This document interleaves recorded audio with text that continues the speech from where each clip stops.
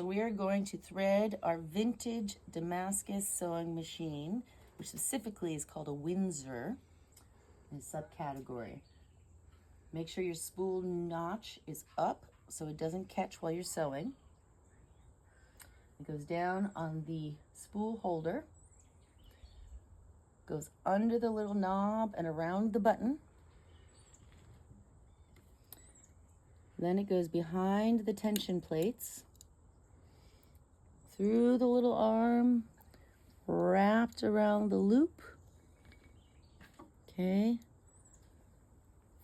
And then it goes through this hole in the arm. It actually moves the thread.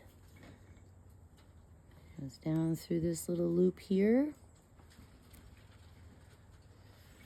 And then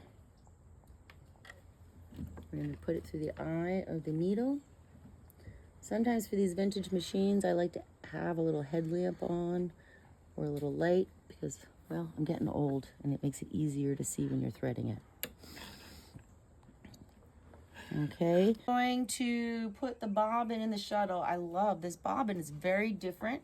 Most machines, you have a round bobbin nowadays. Well, this is definitely not that. So you're gonna have to find these maybe at a vintage thrift store or online on eBay. But all you do is you drop it into the shuttle. Okay, you want to put your finger over the bobbin to hold it in place so it doesn't spin on you. And with the tail of your thread in your hand, you're just going to pull it through, down, and then do a slight upward motion till it catches in that little hole right there. And then I like to pull the thread through. It's a self-satisfying thing.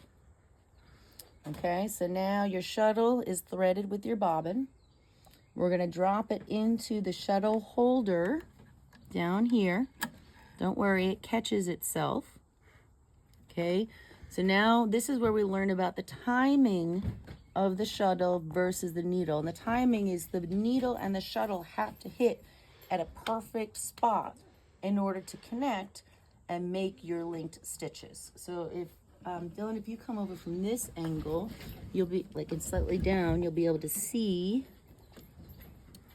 when the needle creates this little loop. Can you see where the shuttle's like hitting it?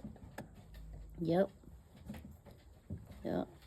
And it'll go around the shuttle and pull the thread up and out.